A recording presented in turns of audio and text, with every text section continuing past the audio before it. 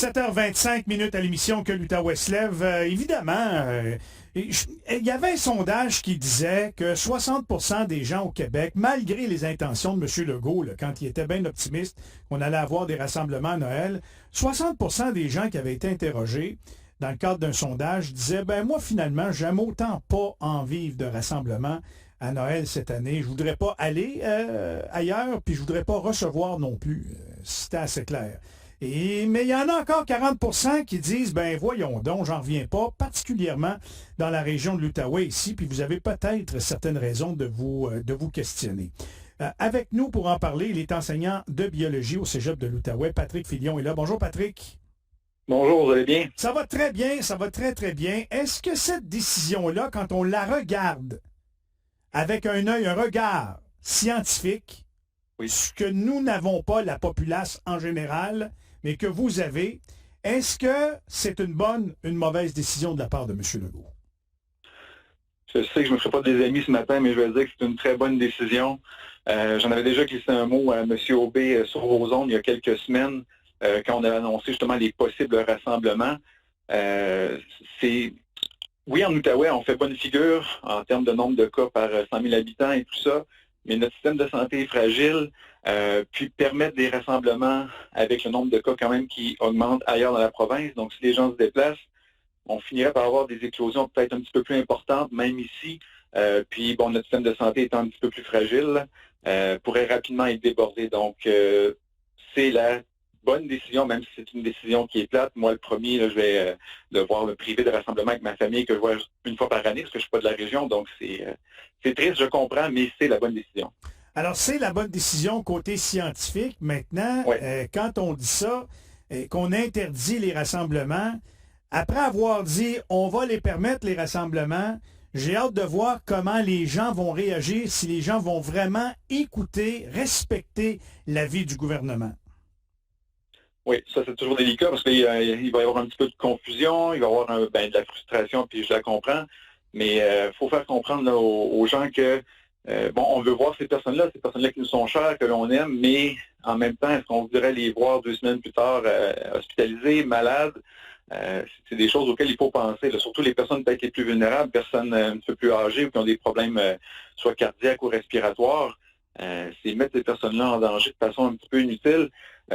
D'autant plus qu'on sait là, qu'il y a des augmentations des cas, on le voit tous les jours, on est dans les 1300, 1500 cas par jour. Donc, c'est vraiment pas les bonnes décisions, même s'il y a 2 semaines, on s'est fait dire que ce serait possible. Mais, en même temps, la zone rouge, il y a beaucoup d'interdictions qui viennent avec. Puis vous l'avez dit tantôt, là, les chiffres, c'est ceux qui sont quand même pas mauvais ici dans l'Outaouais. On pourrait même penser facilement qu'on pourrait être en zone orange. Orange, ça voudrait dire qu'on peut s'assembler à 6.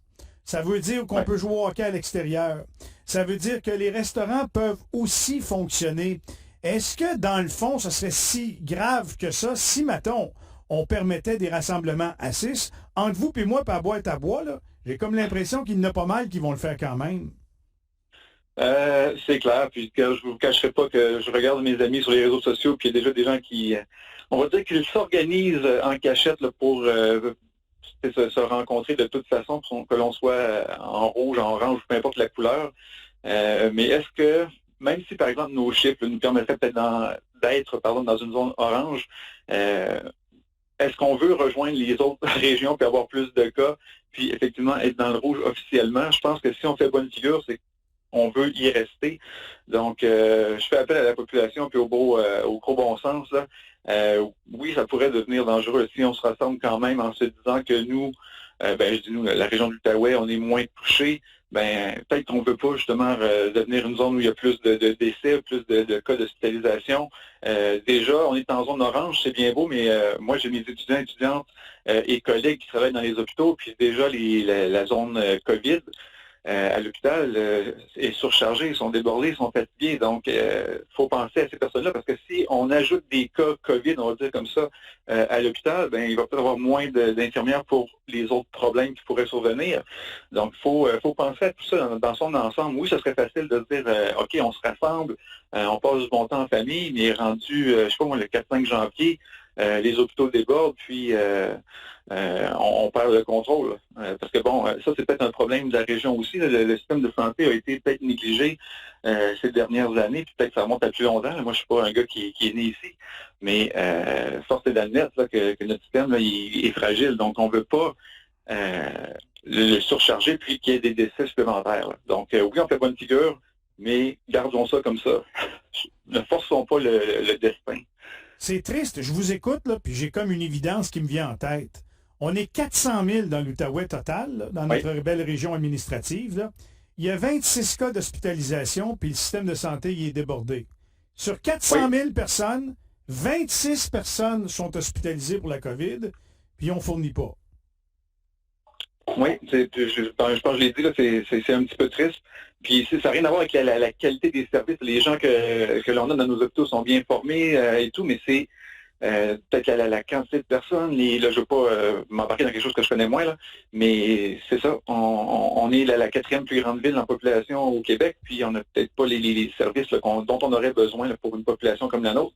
Parce qu'effectivement, s'il y a 26 hospitalisations puis on est 400 000, faut se poser des questions là, pourquoi on n'est pas capable de soutenir ça, effectivement. Donc ça, c'est une réalité qui est à moins que les statistiques du 6 soient pas vraies, là, mais 26 personnes hospitalisées, 2 personnes aux soins intensifs, pas 200, là. 2. Non. 2. Dans toute la région de l'Outaouais. Puis là, on fait dans nos petites culottes parce que la COVID s'en vient à Noël. C'est pas drôle, là. C'est pas un cadeau. Non, effectivement. Moi, je viens de Chaudière-Appalaches de Thetford Mines, puis la population est quoi, le 10e qui d'ici, puis bon, ils ont un nombre assez élevé de cas aussi, mais les hôpitaux sont plus en mesure de subvenir aux besoins un petit peu de la population. Donc, je trouve ça toujours un petit peu étrange là, quand on est dans une belle grande région comme ici, puis qu'on n'ait pas, disons, des services à la mesure de la population. Là. Comme microbiologiste, vous dites quoi, là? Un conseil là, aux gens qui sont à l'écoute là, ce matin, là, qui vont aller magasiner, parce que là, à partir d'aujourd'hui, on va commencer à compter le monde, là, on commence à surveiller davantage l'accès limité dans les différents centres commerciaux, les épiceries également. Ouais. Vous dites quoi là, comme petit truc aux gens ce matin? Là? Ben, mon conseil, oui, c'est de, même si vous en avez peut-être l'intention, si vous voulez le faire à la cachette, ne faites pas ces rassemblements-là. Le fait de se rassembler à l'intérieur dans une pièce qui va être fermée, mal ventilée, parce qu'on n'ouvrira peut-être pas les fenêtres, la densité de virus à l'intérieur, même si vous respectez le 2 mètres, là, si vous êtes 10 à 2 mètres de distance, vous avez une salle à manger qui est plus grande que la mienne, là, mais la charge virale va devenir importante, donc les chances de contamination sont très, très élevées. Peut-être limiter aussi vos sorties là, pour le magasinage dans des fêtes. Est-ce que vous avez vraiment besoin de tous les gadgets, bébelles, etc.? C'est plein de choses à réfléchir, parce que oui, on va peut-être perdre un temps des fêtes, un Noël, un jour de l'an. Ces années-là ne reviennent pas. Mais si on veut qu'il y en ait d'autres et qu'ils soient plus joyeux, il faut peut-être faire un sacrifice cette année. Puis se fêter ça à distance. Moi, mon frère est à Trois-Rivières, mes parents sont près de Thetford Mines. C'est ça, je les vois une fois ou deux par année, mais je ne les verrai pas cette année. Je vais faire ce sacrifice-là pour les protéger eux, pour protéger ma famille à moi aussi, là, ma femme, mes enfants. Donc, le conseil, c'est soyons solidaires des gens qui travaillent dans le domaine de la santé. Prenons soin de ceux qu'on aime, même si on aimerait ça les voir. Puis ça ferait du bien psychologiquement. Là, ça, je comprends ça. Là. Moi aussi, je suis humain. Là. Je suis pas juste un microbiologiste. Là, je suis pas un robot. Je voudrais voir mon monde, mais cette année, c'est un sacrifice peut-être qu'on se doit de faire. L'année prochaine, il faut le voir un petit peu avec optimisme, en espérant que le vaccin soit disponible, ou les vaccins, que ces vaccins-là soient efficaces, puis que j'ose espérer peut-être l'été prochain, on puisse retrouver une vie somme toute normale et que Noël 2021 soit peut-être le plus gros party que vous ayez jamais eu, là, parce que peut-être qu'on pourra justement le célébrer. Mais cette année, mon conseil, limitez le plus possible les rassemblements, limitez vos sorties, puis protégeons ceux qu'on aime. Là. Très beau message. Merci beaucoup, M. Filion, d'avoir pris le temps pour nous ce matin. Ça m'a fait plaisir. Microbiologiste, enseignant de biologie au Cégep de l'Outaouais. Je trouve ça parfait, éthique comme message. Et si vous avez un comportement éthique convenable, on va contribuer à notre victoire dans cette guerre contre la pandémie. Et là, je suis philosophe, là, mais je le pense vraiment. Mais ça ne m'empêche pas d'avoir un degré de frustration. Puis ça n'a rien à voir avec la décision de François Legault. Ça a vraiment à voir avec la région de l'Outaouais.